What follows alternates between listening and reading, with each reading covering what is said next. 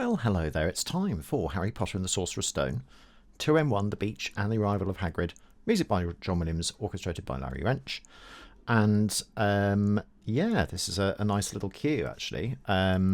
So let's just get straight into it, I think is a good plan of action. So we start off with the main sort of Hedwig's theme at this point, which is in E minor, because it's usually in E minor. So a slight change here, just in terms of rhythm, really, more than anything else. And also we have this sort of Sibelius violin concerto type sort of thing. Notice how it obviously changes depending on what chordal stuff is happening. So E minor, C with an E in the bass, so just first inversion. French sixths. So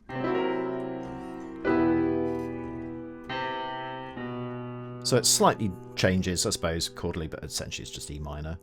And then like that, sort of a rootless E minor. Sorry, rootless C7. Like that. I suppose implied, it doesn't necessarily have to happen. So it could also be just sort of simply F sharp, but with an E in the bass as well. So I'll leave that sort of slightly ambiguous, F sharp, E as well. So we could have two different sort of things going on there at the same time. So it doesn't mean it's rootless E minor. It just means it's that. And then it's sort of revealed here, F sharp 7 with an E, or just simply F sharp like that with an E as well, just simply because of the way the chordal stuff works. So I'm not sure 7 is really necessary at that point. So I'm just going to change all of those, I think. So it just sort of keeps repeating. And then we've got this sort of nice sort of rhythmic thing going on with the harp, which is interesting. If I just play that on the piano.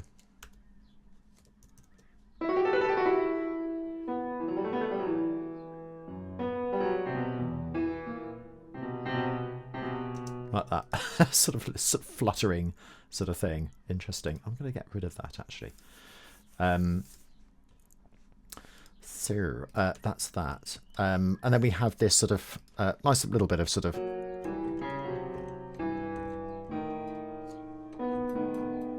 like that. Basically a sort of real dominant into E minor. And there we have this sort of Innocence theme. Like that. And with this sort of falling melodic figure, it's all done in imitation.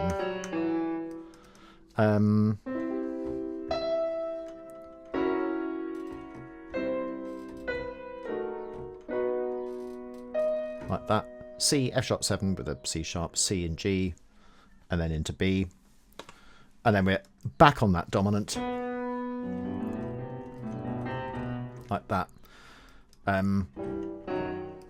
With some dyads at that point. There we go.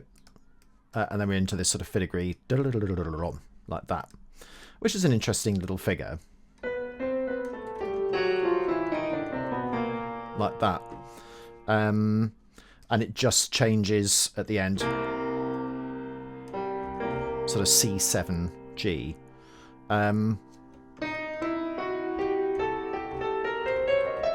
then it goes into a sort of octatonic, sort of, I've said F sharp half dim, but actually it's a sort of octatonic, really.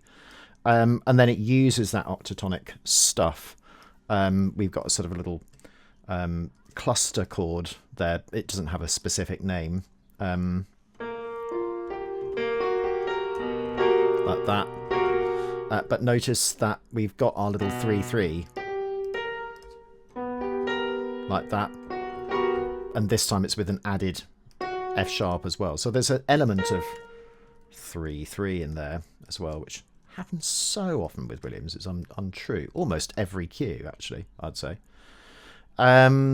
So, and then we have trumpets coming in as well. So, sorry, didn't put that in. It's a bit strange, isn't it? 1 and 2. So we've got that coming in. Let's just make that, capitalize it. Oh, there we go. Done. And then we're into this sort of faster section where it's very, very typical horn writing.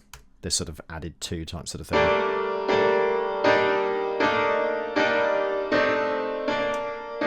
Like that. We really only kind of hear the trombone. So they're sort of taking the attack of the note, whereas the horns are taking the sustain portion of the note. And then we've also got it sort of, you know, here in the strings with that sort of pulsation. Rhythmic pulsation as well. So here we've got G minor with a harmonic minor scale formed chords. So in other words, you know, any of those notes are going to sort of see their light of day in this particular thing. You know, typical sort of G minor flat 6, D with a flat 6 and flat 7.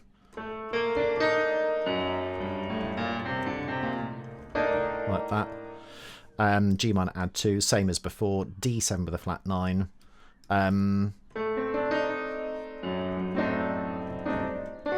Like that sort of idea.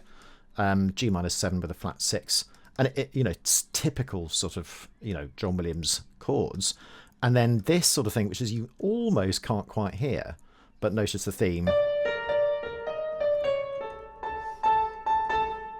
And in counterpoint, it's quite fun when we just have those 2 lines.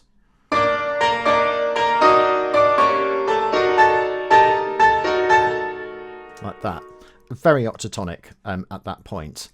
So we've got this sort of oscillation of G minor with a flat 6 and E flat minor with a major 7th. These sorts of chords here. Like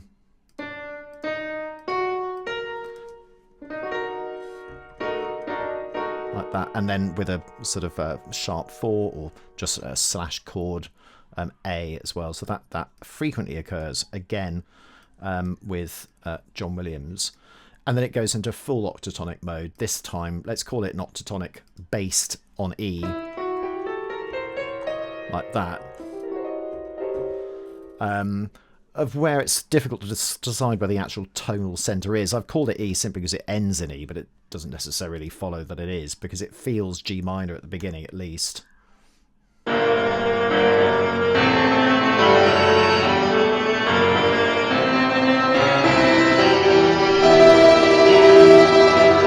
And it's really only here, isn't it, that we kind of feel that it's sort of E minor. So I've sort of called it G minor, but really it's E octatonic, or it's moving that way.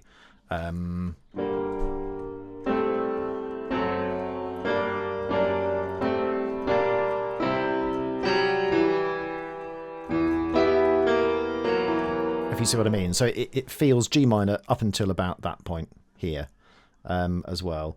But what I've done is I've sort of shown you how that all works in this sort of octatonic E area, just how it's built up from G minor. Because of course you can make G minor just about, but not there. But notice how he's avoided the D at this point. So it's G minor implied, but he hasn't actually got a D in there. And in fact, he's got a D flat, which is what that's doing, and a C, which is there. So that's why it's not wholly G minor. It's sort of sometimes frustrating analytically, because it doesn't sort of fit into a box, which it shouldn't. Analysis is there just to simply analyse, not to try and fit things into boxes. And then we've got this sort of, wonderful sort of bass leap. Like that. With this sort of cluster. Like that. Whoops. Edit mode again. Yeah, and it ends sort of very, very dramatically as well. So it's a real tale of 2 halves, isn't it? The beach and the arrival of Hagrid. It's what it's called in the orchestrator's score. I wonder if I can just sort of get rid of some of the stuff that I don't actually need there. Let's just do that. No, it doesn't want to go. Could be that I've got a rest there. Maybe that's the reason. If I just triple click it, it might go. There we go. Done. Yeah, that looks a little bit tidier. Possibly. There we go. It's a bit better. That's kind of it. Filigree, interesting sort of string bits here. Might just have a look at that at the full score, just so we can see that and how it sort of works. Just because I don't want the video to be so short that it's kind of doesn't really work, but we can see how things are doubled. So in terms of melodic doubling, we've got horns, just 3 of them, but cor anglais and alto flute like this.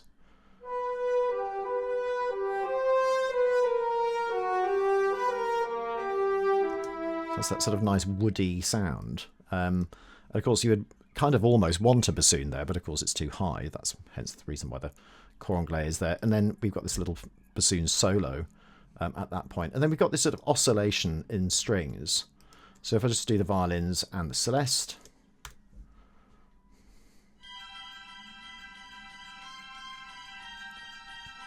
It sort of follows the melody.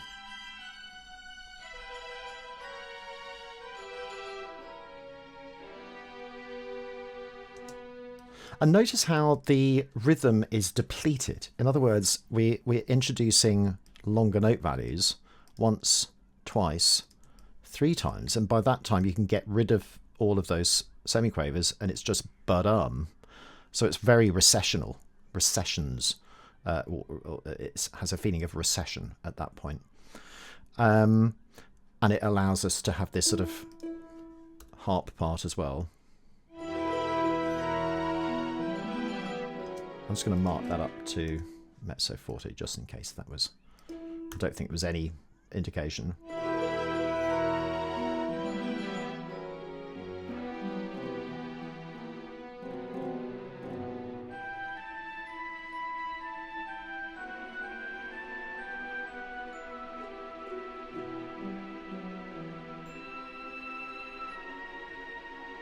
So just oboe.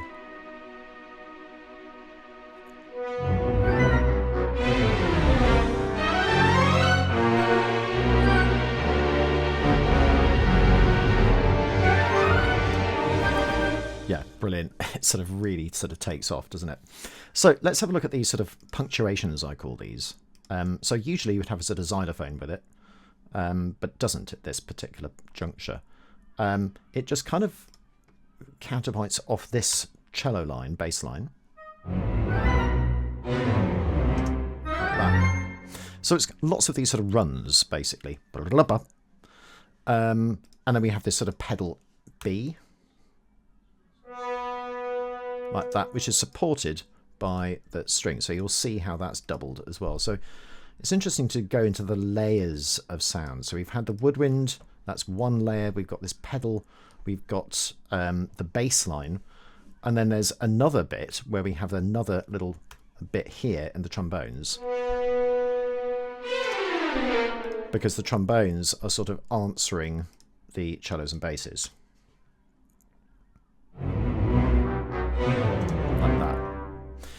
And so there are 4 different things going on at the same time, but notice how they're all separated by instrument groups. That idea is just in the wind, it's never anywhere else. That idea is just in the trombones, it's not anywhere else. This bass line is just in the strings and not anywhere else, not even in the bassoons. So it doesn't muddy things, because what you don't want to do when you've got 4 things going on is over-indulge in doublings. So the only doubling really is this harmonic doubling where we have sort of horns, trumpet 3, and invariably trem strings to give it a bit more fizz, basically. Typical sort of device when it goes into compound time signatures: 1 2 3 4 5 6 1 2 3 1 2 3 4 5. So it's a sort of, you know, he subtracts a beat, basically. This idea is simply related to that idea as a sort of answering thing. So if I just sort of put in just all the strings, you'll see how that works.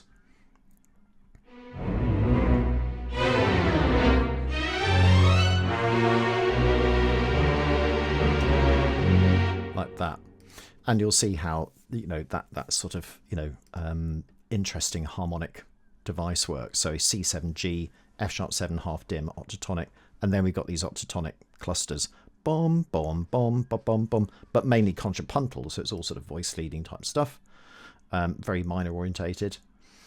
Again, this sort of punctuation. Notice how this works in the wind.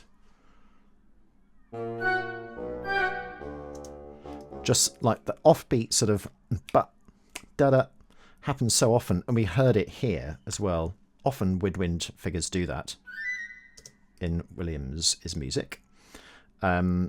So, and this time we do have Glock. There we go. It's come back just to accentuate what's going on. Like that. Ba-bum. Bass line and another bit of harmony.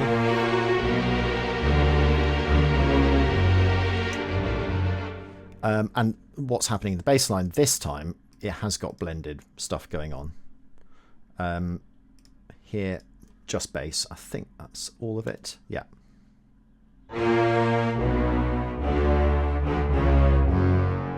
Like that. We've got this sort of counter theme or counter melody.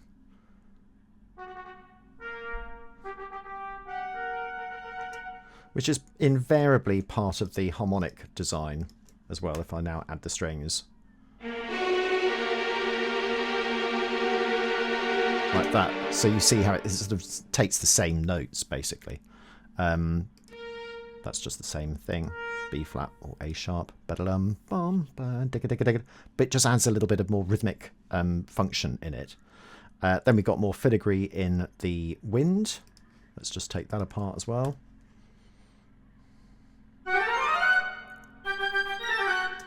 Like that. So how does that fit in? Well, it fits in with this going on. So the main harmonic fodder is all in the brass and in the strings, upper strings that is.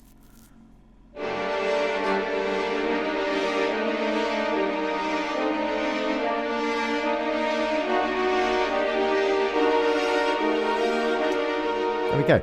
And it maintains its function all the way through that section, which is really interesting. So that's the main sort of fodder. The main bass line is just carried really by the strings.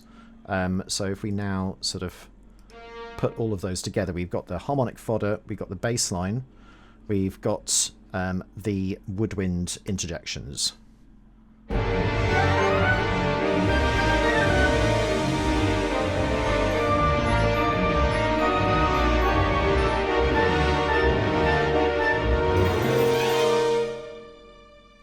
And then ends invariably. Sometimes that would be a sort of tremolo type thing as well. But I think it was just simpler, just to not have any trem, because otherwise you sort of get queries about when does trem not become trem.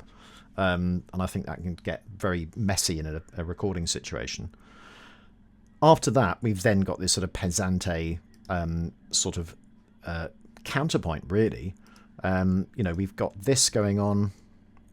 Bum bum bum ba-da-dum ba-da-dum. So all of that, and it's doubled here in low brass, so trombones and tuba, and low strings, in other words, cellos and basses.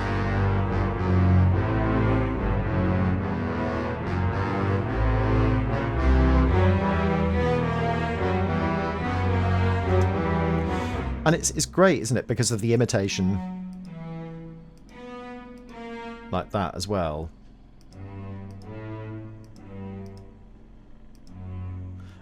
So interesting how that sort of works. And then we've got a third layer as well, which is kind of the upper strings. I don't think anybody else is doing that. So it sounds like this.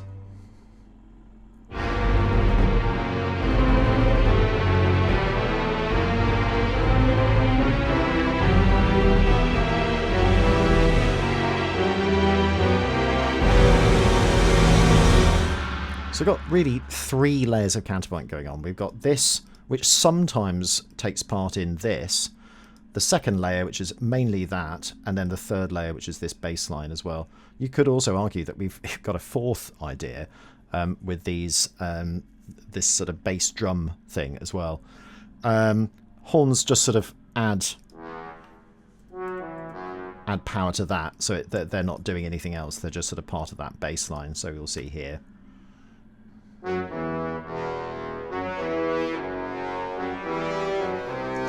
And then it changes right at the end.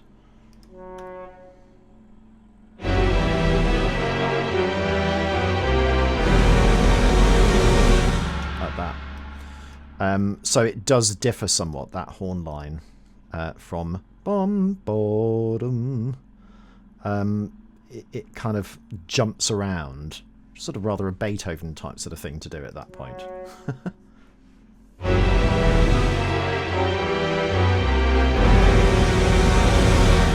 Like that.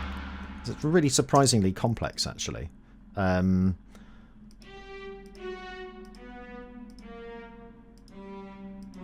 we've got that sort of Brahmsian type of figuration here.